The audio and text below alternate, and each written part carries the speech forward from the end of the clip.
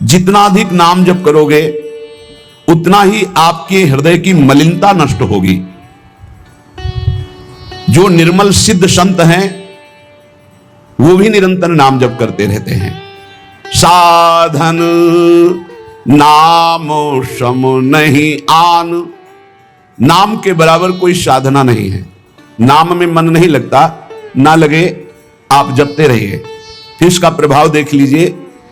मन तो ऐसे फंस जाएगा जैसे चींटा गीले गुड़ में फंस जाता है, उसकी टांगे फंस गई, अब वो निकल नहीं सकता। ऐसे नाम मन को फंसा लेता है। आप जपिए तो भागने दो इसको, कितना भागेगा, जाएगा कहां ये? हमारे सिवा इसका कोई आधार नहीं है।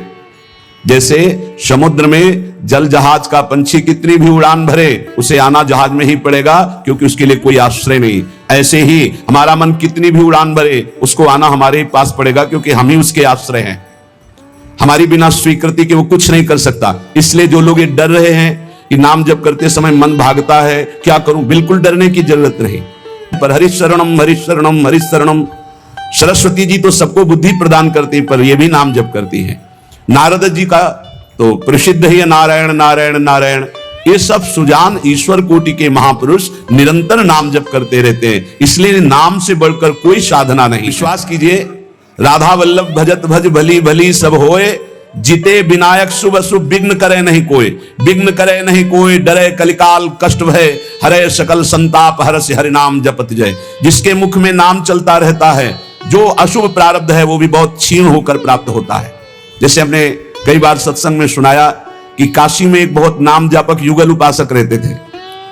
पूज्य श्री मथुरा दास जी के श्रीमुख से सुना। वो कभी विश्वनाथ जी के दर्शन करने नहीं जाते थे, समय ही नहीं था। जो उपासक एकांतिक भजनानंदी है, उसको समय ही नहीं होता अपने ठाकुर सेवा, अपनी दिनचर्या, तो उनको कभी ऐसा महसूस भी नहीं होता कि हम प्रभु से अलग है, क्योंकि प्रभु के नाम रूप लीला धाम में हर समय चित्त जुड़ा रहता है। तो काशी विश्वनाथ जी की जो सेवा के प्रधान थे वो बहुत बड़े ज्योतिषाचार्य थे। उनके मन में एक जलन हुई कि ये काशी में रहकर विश्वेश्वर विश्वनाथ के दर्शन करने नहीं आते और बड़े वैष्णव हैं, भगत हैं। तो वो समय के अनुसार तत्काल विचार करते थे। तो विचार किया उनके जीवन के विषय में, तो लिखा था कि परसों म्लेच्छ सेना आएगी और उनका सर्वनाश कर देगी। तो उनका हाँ, विश्वनाथ जी के दर्शन न करने से अशुभों का नाश नहीं होता, जरूर इनको अशुभ भोगना पड़ेगा। और वो नाम जापक थे, उनका प्रारब्ध था। उन्होंने ज्योतिष के द्वारा विचारा और परसों गए। जब वहां गए तो पूछा कि भगत जी कहां? बोले स्नान कर रहे हैं। बोले मध्याह्न में स्नान? बोले ये तो पता नहीं, पर स्नान कर रहे हैं। स्नान करके आए तो उन्होंने कहा मेरी ज्योतिष आज तक कभी गलत नहीं हुई। भगवान विश्वनाथ जी के वरदान से मुझे ज्योतिष का ज्ञान है, और 12 बजे आपके पास म्लेच्छ सेना आनी चाहिए थी आज, और वो आपका विनाश करने, तो वो आई नहीं, इसका मतलब मेरी ज्योतिष झूठी हो गई। बोले नहीं, आपकी ज्योतिष झूठी नहीं हुई, म्लेच्छ सेना आई थी। बोले यहां तो सब यथावत है। बोले प्रगट में नहीं आई, मैं जब भोग पधराकर प्रिया प्रीतम का ध्यान कर रहा था, भोग का उसी समय म्लेच्छ सेना मेरे ध्यान में आई और सब कुछ विनाश किया। फिर मेरा ध्यान टूटा, तो हमने सोचा चलो प्रगट में न सही भाव में तो आई, तो इसीलिए स्नान करने गए थे, अब भोग उसारेंगे ठाकुर जी का।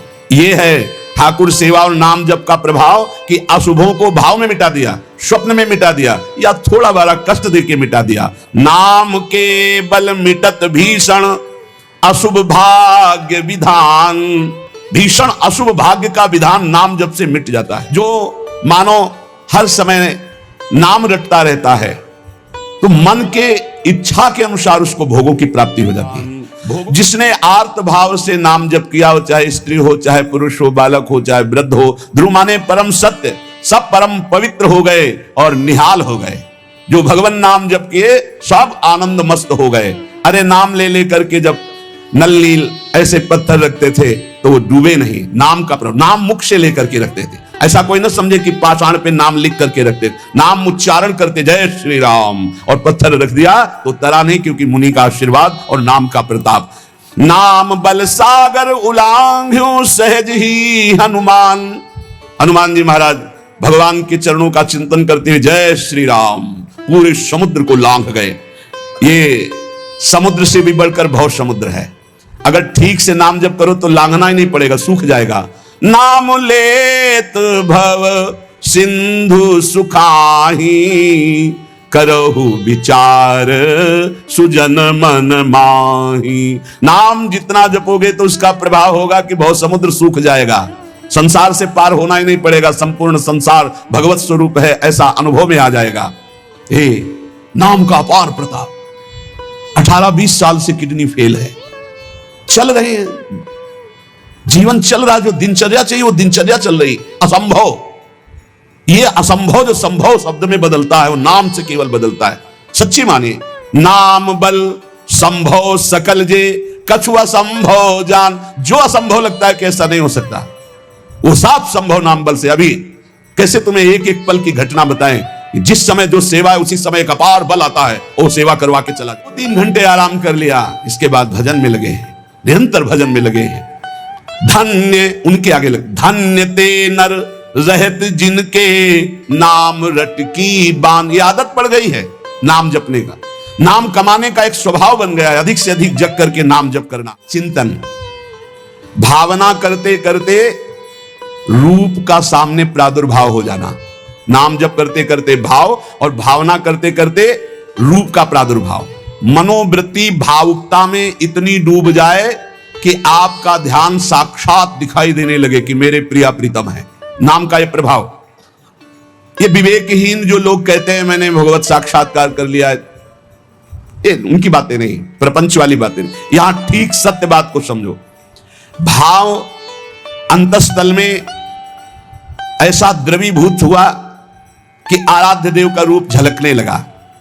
ये नाम जापक सदाचरण करने वाले भावुक उपासक की बात बताई जा रही है, जहां भक्त की दृष्टि सर्वत्र से हटकर केवल अपने इष्ट देव में है, जहां केवल भगवत वार्ता, भगवत चिंतन, भगवत प्रभाव, भगवत रूप। ये कल्पना की बात नहीं कर रहा हूं, वहां सर्वथा यथार्थ में भगवान का प्रादुर्भाव होता है। जैसे आप देखो, जितना भजन करते हो आप देखो, अभी भावना करके आपके प्रभु वैसे ही दिखाई देने लगेंगे। अगर नहीं दिखाई देते, नहीं भावना बन रही, तो अभी नाम जप और बढ़ाइए, नहीं आपके सामने वैसे ही खड़े। आप देखो आपके भाव में आ रहे हैं कि नहीं आ रहे हैं, वो हैं, हर समय आपके पास है। अगर भाव में नहीं आ रहे हैं तो नाम जप और बढ़ाइए, अभी नाम जप रंग नहीं लाया। जो होता है माता पिता भाई बहन परिवार, पूरा कर्मों का जाल बिछा हुआ होता है। प्रधान कर्म उस जीव का होता है और सहयोगी कर्म उसके होते हैं। तो अब जैसे आपका पुत्र है, इस बात के लिए आपको दुख है कि अगर ये स्वस्थ होता, सर्वांग पुष्ट होता, भगवान ऐसा क्यों किया। माँ को भी दुख है, भाई को भी दुख है, बहन को भी दुख है, परिवार को भी दुख है और देखने वाले को भी दुख है। अरे भगवान इसको ऐसा कष्ट है। तो इन जाल बिछा हुआ है कर्मों का। अगर वही सुकृत का जाल होता तो देख देख के सुख मिलता, माँ को, पिता को, भाई को, परिवार को, समाज को। दुष्कृत का जाल बिछा हुआ है तो उन्हीं को दुख पहुंचेगा जिन जिन को दुख पहुंचना है, क्योंकि कर्म जाल ऐसा है। इसलिए बहुत सावधानी पूर्वक कर्म करो अब, जिससे उसका भी कल्याण हो जाए और आपका भी कल्याण हो जाए। भगवान का नाम जप करते हुए, शास्त्र स्वाध्याय करते हुए, पवित्र आचरण करते हुए, पुण्य स्तोत्रों का पाठ करते हुए उसको भी सुकृत दान कीजिए उस बालक को। तो उसके अंदर जो दुष्कृत प्रभाव से अंग प्रत्यंग बिगड़े हुए हैं तो अपना कल्याण कर लेगा। नाम जप में अगर हमारी ऐसी सामर्थ्य है कि हम उसको दान करें तो उसको निश्चित कल्याण की प्राप्ति हो जाएगी। हमारा जी शारीरिक कोई दोष नहीं है, वो ऑटिज्म जो आजकल बहुत बच्चों को हो रहा है, जो स्वलीनता वाला विषय है। पर जी अपने आप में मस्त, मतलब नहीं, बौद्धिक स्तरहीन होना उसे हम कहेंगे। अपने आप में लीन होना ये तो सिद्ध महापुरुषों का स्वरूप है कि वो अपने आत्मा में आनंद में तृप्त रहते हैं। बौद्धिक स्तरहीन होना, वो बौद्धिक स्तर से ऊपर उठ जाना है, आत्म स्वरूप में लीन होना।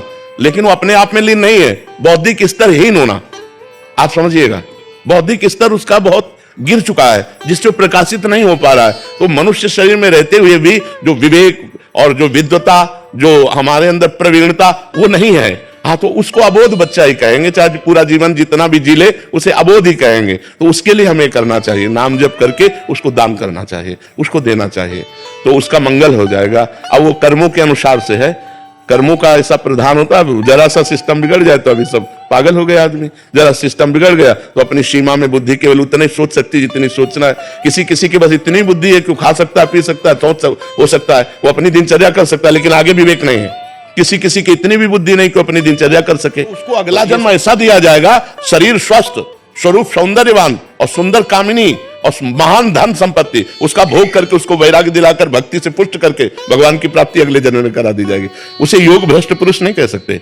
योग भ्रष्ट पुरुष उसे ही कहते हैं जो भगवान का भजन करते हुए चूक हो गई तो इतनी उस भोग की बहुतायत होगी कि उसको वैराग्य हो जाएगा पूर्व जन्म के भजन के प्रभाव से, और वो अगला जन्म स्वस्थ सुंदर सब, क्योंकि वो भजन करता रहा है और फिर वो महान भगवान का चिंतन करते हुए जन्म से ही विज्ञानवान, जन्म से ही ज्ञानवान, जन्म से ही ब्रह्मचर्य, धैर्य,